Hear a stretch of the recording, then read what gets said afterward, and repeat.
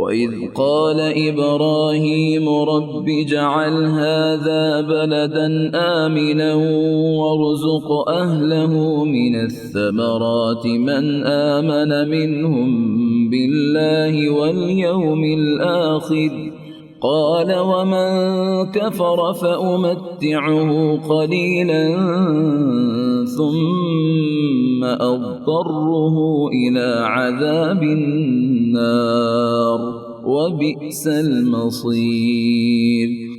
اور یہ کہ ابراہیم نے دعا کی، اے میرے رب اس شہر کو امن کا شہر بنا دے اور اس کے باشندوں میں سے جو اللہ اور آخرت کو مانے انہیں ہر قسم کے پھلوں کا رزق دے۔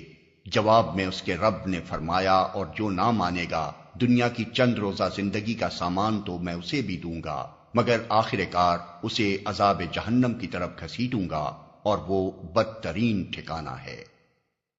وَإِذْ يَرْفَعُ إِبْرَاهِيمُ الْقَوَاعِدَ مِنَ الْبَيْتِ وَإِسْمَاعِيلُ رَبَّنَا تَقَبَّلْ مِنَّا إِنَّكَ أَنْتَ السَّمِيعُ الْعَلِيمُ۔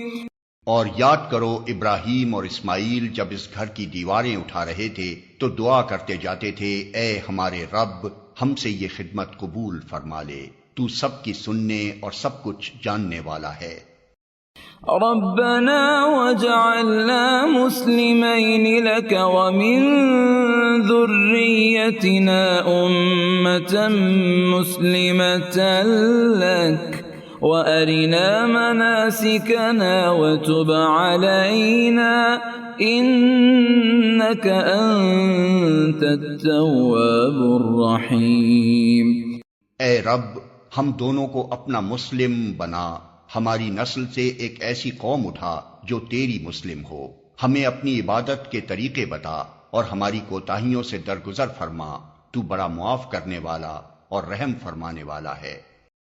ربنا وابعث فيهم رسولا منهم يتلو عليهم آياتك ويعلمهم الكتاب والحكمة ويزكيهم إنك أنت العزيز الحكيم۔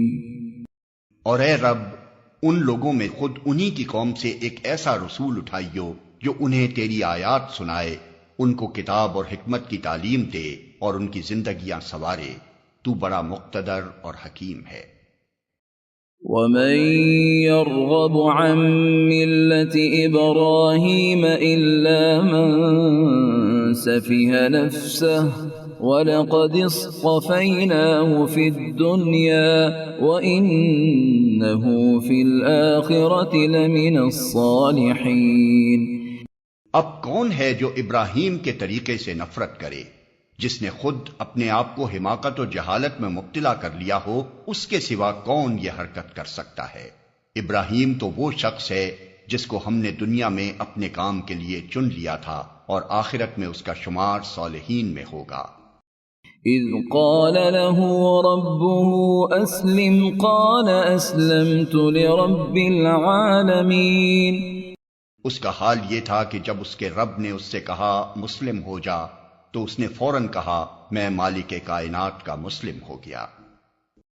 وَوَصَّى بِهَا إِبْرَاهِيمُ بَنِيهِ وَيَعْقُوبُ يَا بَنِيَّ إِنَّ اللَّهَ اصْطَفَى لَكُمُ الدِّينَ فَلَا تَمُوتُنَّ إِلَّا وَأَنْتُمْ مُسْلِمُونَ۔ اسی طریقے پر چلنے کی ہدایت اس نے اپنی اولاد کو کی تھی اور اسی کی وصیت یعقوب اپنی اولاد کو کر گیا۔ اس نے کہا تھا کہ میرے بچوں، اللہ نے تمہارے لیے یہی دین پسند کیا ہے، لہٰذا مرتے دم تک مسلم ہی رہنا۔ ام کنتم شہداء اذ حضر یعقوب الموت اذ قال لبنیہ ما تعبدون من بعدی قالوا نعبد إلهك وإله آبائك إبراهيم وإسماعيل وإسحاق إلها واحدا ونحن له مسلمون۔ پھر کیا تم اس وقت موجود تھے جب یعقوب اس دنیا سے رخصت ہو رہا تھا؟ اس نے مرتے وقت اپنے بیٹوں سے پوچھا، بچوں میرے بعد تم کس کی بندگی کرو گے؟ ان سب نے جواب دیا، ہم اسی ایک خدا کی بندگی کریں گے جسے آپ نے اور آپ کے بزرگوں ابراہیم، اسماعیل اور اسحاق نے خدا مانا ہے، اور ہم اسی کے مسلم ہیں۔ تلك أمة قد خلت لها ما كسبت ولكم ما كسبتم ولا تسألون عما كانوا يعملون۔